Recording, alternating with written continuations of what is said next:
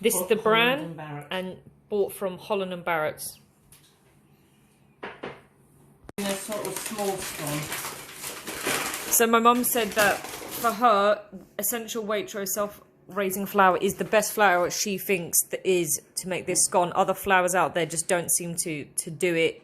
They just come out differently. It comes differently. So if you want it as close to hers, she recommends getting essential Waitrose self-raising flour. So your oven is on heat, 210 degrees Celsius fan oven, or a number 6 on a gas.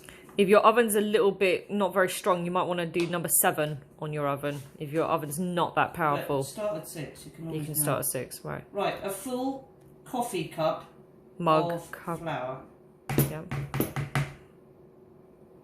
I'm going to give it another half because my children are going to have some of this. So this is no longer a small scone. This is going to be a medium scone size. So 1.5 cups mugs of flour. Okay. Salt. So mine, for that type, it would be roughly A very level. Half. That's a half level teaspoon of salt. I usually use that amount, so let's put that in. That is what? That is a quarter of a level teaspoon of baking powder. Okay. Quarter. Again, that baking powder variable depending on the quality of your flour. Again. Right, a good scoop of bran. Now this is wheatgerm bran, so that's a handful. Yes. Which is roughly 1,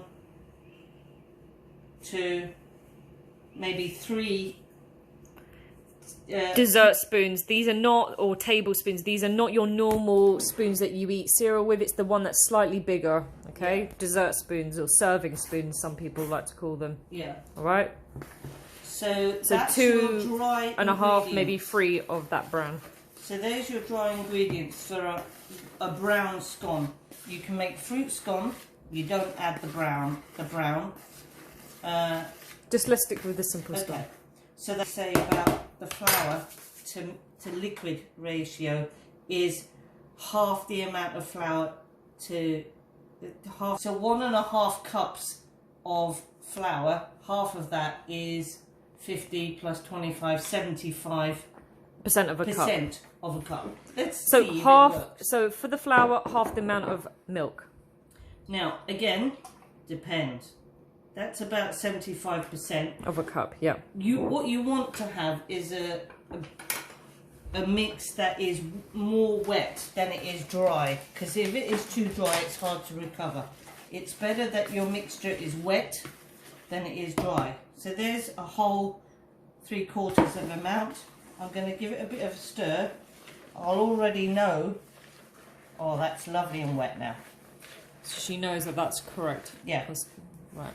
That's correct. It's still sticky. In fact, that's so half nearly amount perfect. of milk for the flour. That's perfect for me, because for me that's perfect. Look at that. Yeah. That's perfect to make. If it's wetter, you just add more flour, and it's going to be fine. Right. So we need to now put our hands in. I've got a dish. I'm going to bake it on. A pizza plate is fine. Which you or one of these. Tin foil it, obviously. This is just beautiful now. So use the bowl to shape it. So I do this. I push the bowl and I scoot it over here. I turn it with my right hand and push the bowl with my left.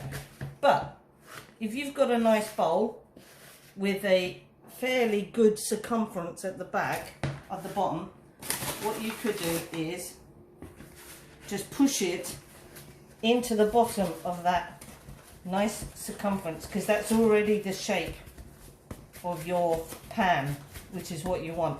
So if you're new to the game, I would suggest you push it too. What you don't want are any fissures, any breaks or cracks in the side. Don't worry if that's all humpy at the minute. It's the sides you need to make sure there are no cracks. And then you can press down the middle. But the sides are very important. Anyway, that's perfect amount of liquid. Who knew? But That's still the wrong shape though. No, but don't worry about that. You're going to do all that now. If this is too wet, you won't be able to get it out in your hand. You have to be you add more flour to make it into this.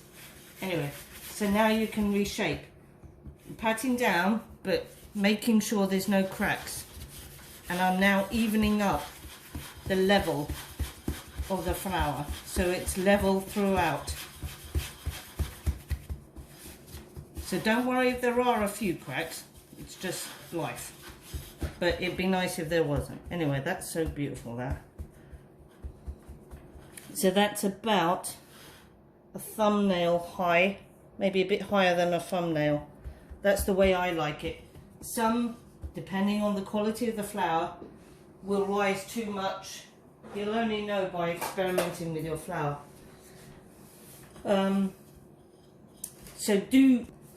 if you find that your scone is all cracked and it's too dry, blah, blah, blah, do take time to press it out. This is not going to hurt your bread. This is just going to make the end finish better. Okay, so now you can make a blessing and then cut your bread. If you want a wide parting, or wider parting, then you can cut deeper. If you want a narrow parting, don't press so hard with the knife. So here we go.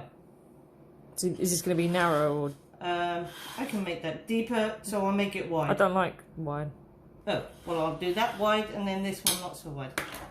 Okay. And middle to one above the middle. I've got a really good oven and a small oven, so it's going there. How long? 210.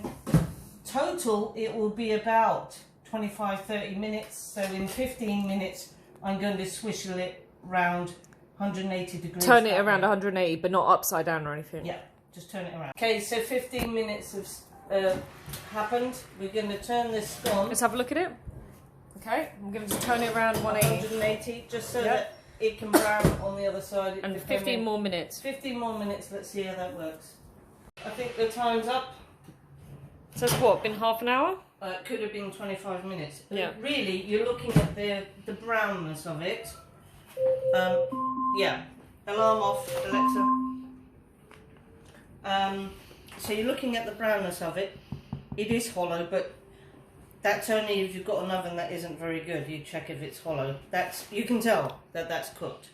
So it goes. If it was looking a lot paler, Hmm? if it looked a lot paler than that, then Well, I would leave it in. okay. Because it has to be brown. Okay. Now what do you do? And then you just cool it.